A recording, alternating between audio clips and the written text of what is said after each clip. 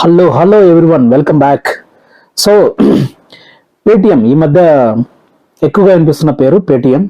February 29 వరకే ఇది పనిచేస్తుంది అని చెప్పేసి చాలా దాని మీద వచ్చేసాయి బయటికి. సో రెస్ట్రిక్షన్స్ అన్ని వచ్చేసాయి. సో మనం చూడాల్సింది ఏంటంటే దాని గురించి అసలు స్టార్టింగ్ ఏంటి, అసలు ఏమైంది, అది ఎందుకు వాళ్ళు బ్యాన్ చేస్తున్నారని మొత్తం తెలుసుకుందాం విషయాన్ని. ఓకే గైస్, 2015 మనం వెనక్కి వెళ్ళినట్లయితే ఆన్లైన్ ట్రాన్సాక్షన్స్ అనేది కేవలం క్రెడిట్ కార్డు ద్వారా కానీ, లేదంటే ఇంటర్నెట్ బ్యాంకింగ్ ద్వారా కానీ, లేదంటే ఏటీఎం ట్రాన్సాక్షన్స్ ద్వారా కానీ, లేదంటే డైరెక్ట్గా మనీ ఇచ్చుకోవడం కానీ మాత్రం చేసేవాళ్ళం. సో తర్వాత ఏమైందంటే ఇంటర్నెట్ బ్యాంకింగ్ లైక్ ఎక్కడ నేను మా ఫ్రెండ్కి ఒక 200 పంపించాలన్నా, లేదంటే ఒక 500 తీసుకోవాలన్నా, రెంట్ పంపించాలన్నా ఎక్కువ కూడా ఇంటర్నెట్ ట్రాన్సాక్షన్స్ మాత్రమే అకౌంట్ నెంబర్ యాడ్ చేసుకుని తర్వాత దాన్ని అతని అకౌంట్ నెంబర్ యాడ్ అయిపోయిన తర్వాత అతని బ్యాంక్కి మనము పంపించుకునేవాళ్ళం. సో ఇప్పుడు 2016లో ఏమైందంటే నోట్ల రద్దు అనేది వచ్చేసింది. నేను ఎప్పుడైతే ఒక 25 రూపీస్ ఇడ్లీ తింటాము, తర్వాత దానికి పే చేయాలి, సో ఇలాంటి అలా చిన్న అమౌంట్లు అనేది ట్రాన్స్ఫర్ చేసుకోవాల్సినప్పుడు మనకు అప్పట్లో అవైలబిలిటీ ఉన్నటువంటిది ఫస్ట్ వచ్చింది గూగుల్ పే. సో గూగుల్ పేలో లైక్ కామెడీగా కూడా మనం చేసుకునే వాళ్ళం. మీకు గుర్తుండే ఉంటుంది 2016లో 17లో ఆ టైంలో మనకి నేను 200 చేస్తాను, నాకు 200 చేయి. సో అప్పుడు మీకు దాంట్లో రివార్డ్స్ కూడా వచ్చేవి. ఆ రివార్డ్స్ స్క్రాచ్ చేసినప్పుడు దాంట్లో మీకు 50 రూపీస్ దగ్గర నుంచి కొంతమందికి, నాకు మాక్సిమం 580 రూపీస్ కూడా వచ్చింది. నేను ఒకసారి 120 రూపీస్ ఎంతో మా ఫ్రెండ్కి ట్రాన్స్ఫర్ చేసినప్పుడు 580 రూపీస్ నాకు రివార్డ్ వచ్చింది. ఇలా లైక్ మనం అంతా గేమ్స్ లాగా ఆడుకునే వాళ్ళం అప్పట్లో. అది ఎందుకురా అంటే వాళ్ళు ఏం చేశారంటే, సో మనల్ని ఎక్స్పీరియన్స్ చేయడానికి, అంటే మన హ్యాబిట్ గా మార్చడానికి, సో దాన్ని తీసుకొచ్చేసి మనకి ఇంట్రడ్యూస్ చేశారు.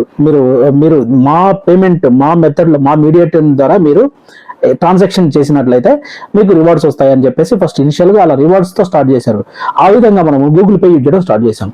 ఆ తర్వాత పేటిఎం కరు అని చెప్పేసి, సో ప్రతి దానికి భయంకరమైన యాడ్స్ అది తీసుకొచ్చేసి పేటిఎం అనేది ఒక స్మాల్ 5 రూపీస్ దగ్గర నుంచి 2 రూపీస్ దగ్గర నుంచి 5 రూపీస్ దగ్గర నుంచి లైక్ ఒక బ్యాంకింగ్ లెవెల్కి ఎదిగే రేంజ్ లో పేటిఎం అనేది ఇంట్రొడక్షన్ అయింది. సో ఈ లైక్ 2024 వచ్చేసరికి ఈ యూపీఐ యొక్క యూసేజ్ మొత్తం కూడా భయంకరం. ప్రతి చిన్నదానికి మన యూపీనే, credit card, debit card, ATM ఎవరు వాడట్లే అసలు. సో మీరు గమనించినట్లయితే నీకు పంపించాలా, ఓకే వెయిట్ ఇప్పటికిప్పుడే నేను పంపిస్తాను. ఎందుకంటే దీంట్లో బ్యాంక్ నెంబర్ యాడ్ చేసుకోవటము, దాన్ని ఒక 30 మినిట్స్ వెయిట్ చేయటం, ఓటీపీ కన్ఫర్మ్ చేయటం, పేని కన్ఫర్మ్ చేయటం, ఇవన్నీ ఏమి ఉండవు. సో డైరెక్ట్ గా నీ ఫోన్ నెంబర్ నాకు తెలిస్తే చాలు, ఇమీడియట్ గా నేను డైరెక్ట్ గా నీ ఫోన్ నెంబర్ కొట్టేసి నీకు కావాల్సిన అమౌంట్ కొట్టేస్తే డైరెక్ట్ గా వెళ్ళిపోతుంది, ఇమీడియట్ గా నీకు వెళ్ళిపోతుంది, ఇమీడియట్ ట్రాన్స్ఫర్. సో ఈ యొక్క సౌలభ్యం కోసం అని చెప్పేసి మనం అందరం కూడా ఇది యూజ్ చేయడం బిగిన్ చేసాం. యూపీఐ ట్రాన్సాక్షన్స్ అనేది అలాంటి one of the UPI transactions provide చేసే వాళ్ళే పేటిఎం. సో ఈ పేటిఎం అనేది ఫస్ట్ లో పెట్టినప్పుడు దాన్ని లైక్ విజయ్ శర్మ అనే అతను పెట్టాడు. ఆ విజయ్ శర్మ అనే అతను ఏం చేశారు అంటే, సో దాంట్లో ముందుకు వెళ్తూ తనకి కనిపించట్లేదు, అంటే దీన్ని మొత్తం నేను మొయ్యలేనేమో అని చెప్పేసి అప్పుడు తను కొంత షేర్ ని అలీబాబా గ్రూప్ జాక్మా అని చెప్పేసి, మనకు అలీబాబా షాపింగ్ మాల్ ఉంటుంది కదా, వాళ్ళకి సంబంధించిన అనదర్ వింగ్, వాళ్ళ వింగ్ తోటి టైఅప్ అయ్యారు. వాళ్ళకు 49 షేరు, విజయ్ శర్మకి 51 షేరు, అంటే ఆల్మోస్ట్ 50% షేర్ అనేది చైనా ప్రొవైడర్, చైనాకు సంబంధించిన బేస్ గా ఉన్నటువంటి ఒక కంపెనీ హోల్డ్ చేసింది. అది ఫస్ట్ జరిగినటువంటి థింగ్. సో వాళ్ళు ఏం చేశారంటే దీంట్లో ఒట్టి ట్రాన్సాక్షన్స్ పక్కన పెట్టేసి బ్యాంకింగ్ అనేది కూడా స్టార్ట్ చేశారు. అంటే దాని మీనింగ్ ఏంటంటే పేటిఎంలో మీరు మీ ఓన్ గా అమౌంట్ 2000, 3000, 50,000 ఎంతైనా సరే మీ ఓన్, అంటే మీ అకౌంట్ లో వేసేసుకుంటే అది పేటిఎం లో ఉండిపోద్ది. Not in our bank, not in our end production applications. So it is in middle, అంటే పేటిఎం లోపల ఉండిపోద్ది. సో దీన్ని మీరు డైరెక్ట్ గా ఎవరికైనా ఇమీడియట్ గా ట్రాన్స్ఫర్ చేసుకోగలరు, లేదా మీరు వాడుకోగలరు.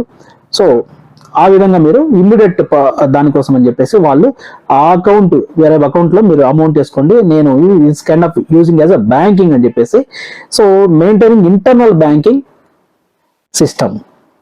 ఇది పెద్ద తప్పై కూర్చుంది. మెయిన్ ఇది ప్రాబ్లం. అంటే దానికి ఒక కేవైసీ కావాలి. మీకు గుర్తుండే ఉంటుంది కరోనాకు ముందు లైక్ అప్పుడప్పుడు పేటిఎం లైక్ మీరు మీ ఆధార్ కార్డు కానీ, లేకపోతే పాన్ కార్డు కానీ అవన్నీ ఇచ్చేసి కేవైసీ చేసుకోవాలి. సో దానికోసం ఇంటర్నెట్ సెంటర్కి వెళ్ళి మీరు ఫ్రీగా కూడా చేసుకోవచ్చు. కొంతమంది అప్పట్లో ఛార్జ్ కూడా చేశారు, నాకు గుర్తుండి 30 రూపాయలు ఎంత ఛార్జ్ చేశారు. సో ఆ కేవైసీ మనము పెట్టుకుంటే దాంట్లో పేటిఎంలో like you have active account, మీరు యాక్టివేట్ చేయాలి. సో ఈ కాన్సెప్ట్ మన పేటిఎంలోనే ఉంది కానీ గూగుల్ పేలో లేదు, ఫోన్పేలో లేదు, ఏ ఇతర అప్లికేషన్లో కూడా లేదు. సో ఎందుకు అంటే it is working as a internal banking system of Paytm. So ఇది ప్రాబ్లం. సో పేటిఎం ఒక మాతృ సంస్థ ఏంట్రా అంటే Paytm payments bank limited, PPBL. So వీళ్ళు ఏం చేశారంటే ఈ లైక్ గవర్నమెంట్ ట్రై చేసినప్పుడు కేవైసీ అంటే యూజర్ ఎవరైతే పేటిఎం వాడుతున్నారో వాళ్ళ యూజర్ డేటా మొత్తం కూడా వాడి కేవైసీ, వాడి పాన్ నెంబరు, వాడి ఫోన్ నెంబరు, వాడి బ్యాంక్ అకౌంట్ నెంబరు అవన్నీ కూడా ఎవరి దగ్గర ఉన్నాయి? పేటిఎం దగ్గర ఉన్నాయి. ఆ పేటిఎం ఎవరు హోల్డ్ చేస్తున్నారు? చైనా వాడు హోల్డ్ చేస్తున్నాడు. అంటే 50% షేరు. అంటే వాడికి కూడా ఆ డేటా అనేది సింక్ అయిపోయింది. ఇది చూసినప్పుడు అసలు ఏంటిది, ఎందుకు ఇలా ఉందని చెప్పేసి మన గవర్నమెంట్ దీన్ని పరిశోధన చేసిన తర్వాత అరే ఇదేంటి, మొత్తం మన డేటా అంతా వాడికి వెళ్ళిపోతుంది, మన యూజర్స్ డేటా ఎవరైతే వాడుతున్నారో పేటిఎం, ఎవరైతే కేవైసీ దాంట్లో చేస్తున్నారో వాడి డేటా మొత్తం వెళ్ళిపోతుంది. So it is nothing but like data problem, అంటే స్క్రూటనింగ్ ఆఫ్ ద యూజర్స్.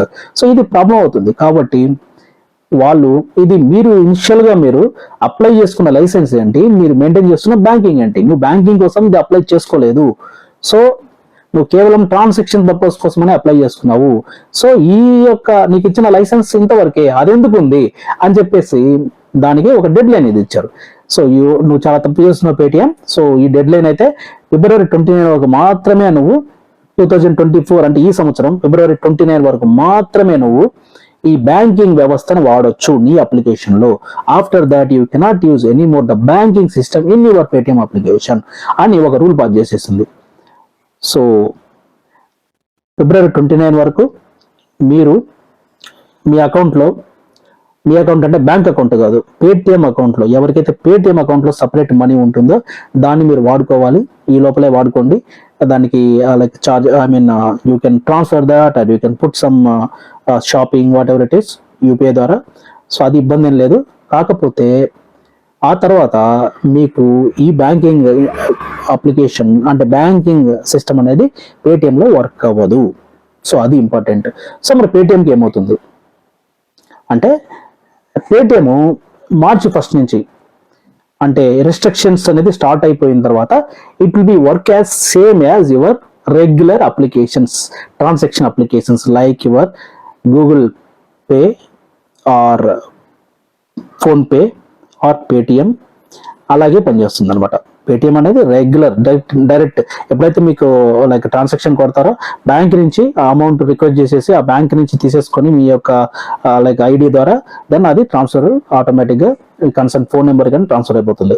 కాబట్టి మీరు ఆ తర్వాత పేటిఎంను నార్మల్గా వాడుకోవచ్చు, యూపీఐ ట్రాన్సాక్షన్ టూల్ లాగా వాడుకోవచ్చు, కానీ ఒక బ్యాంకింగ్ అప్లికేషన్ లాగా మీరు వాడలేరు. సో ఇది దీని గురించి కదా. సో పేటిఎం అయితే ఎక్కడికి పోవట్లేదు, నార్మల్ అప్లికేషన్ లాగా యూజ్ అవుతుంది. కానీ మీకు ఏదో సంబంధించి ఉన్న అమౌంట్ పేటిఎంలో ఉంటే దాన్ని మీరు బయటికి తీసుకోవటము, ట్రాన్సాక్షన్ చేయటము, మొత్తానికి జీరో చేయటం నేర్చుకోండి. That's all. So this is the update. So ఈ దీంట్లో వచ్చేసి మనీ లాండరింగ్ అంటే నువ్వు బ్యాంకింగ్ వ్యవస్థను మెయింటైన్ చేస్తున్నావు కాబట్టి నీ మీద మనీ లాండరింగ్ కేసులు ఉన్నాయి. రెగ్యులర్గా అయితే చేసుకోవచ్చు. సో దీంతో మనీ లాండరింగ్ అంటే నథింగ్ బట్ ఏంటి తెలుసా మీకు, ఫేక్ ట్రాన్సాక్షన్స్ కూడా జరిగినాయి చాలా. ఎందుకంటే బ్యాంకింగ్ నీ దగ్గర ఉంది కాబట్టి, banking I'm acting as a bank కాబట్టి ఫేక్ అంటే ఏదో డెడ్గా అకౌంట్ నెంబర్లు ఉంటాయి కదా, దాంతో కూడా ట్రాన్సాక్షన్ జరిగినట్టుగా వీళ్ళు కోట్లలో ట్రాన్సాక్షన్ జరిగినట్టుగా ఉన్నాయి. అందుకే దీన్ని బ్యాన్ చేయాల్సి వచ్చింది. Okay, so this is the main hidden like truth about Paytm. So after that February 29 తర్వాత no deposits in Paytm. So Paytm నార్మల్గా మీరు వాడుకోవచ్చు. సో నన్ను అడిగితే నా పర్సనల్ సజెషన్ ఏంటంటే ఈ పేటిఎం, ఫోన్పే, గూగుల్ పే ఇవన్నీ పక్కన పెట్టేసేయండి. మీరు ఏదో బ్యాంక్ ప్రైమరీ బ్యాంక్ ఒకటి వాడతారు కదా, ICICI, HDFC, SBI what ever it is, వాటికి సపరేట్ యూపీఐ అప్లికేషన్స్ ఉన్నాయి. ఆ అప్లికేషన్స్ను మీరు డైరెక్ట్గా మీరు క్యూఆర్ కోడ్తో స్కాన్ చేసేసి లేదా ఫోన్ నెంబర్ ఎంటర్ చేసేసి అవతలకి మనీ ట్రాన్స్ఫర్ చేయడానికి మీరు ఒక టూల్ లాగా వాడుకోవచ్చు. సో వీలుంటే అది ట్రై చేయండి. నేనైతే ICICI సంబంధించినటువంటి టూల్ డైరెక్ట్గా స్కాన్ చేయడం లైక్ ట్రాన్స్ఫర్ చేయడం ఇమీడియట్గా అయిపోతుంది. Then and there no need of other tool like PhonePe, Google Pay like ఇదంతా అవసరం లేదు. సో మీరు కూడా అలా ట్రై చేయండి. ఏ బ్యాంక్కి ఆ బ్యాంక్కి సపరేట్గా ఒక క్యూఆర్ కోడ్ ద్వారా యూపీఐ ట్రాన్సాక్షన్ ప్రొవైడ్ చేస్తున్నారు, కాబట్టి మీరు ట్రై చేయండి. సో ఎవరైనా పేటిఎం వాడుతున్నట్లయితే దయచేసి మీరు February 29 is the last date for maintain your bank account, గుర్తుపెట్టుకోండి bank account. So that's guys, thank you.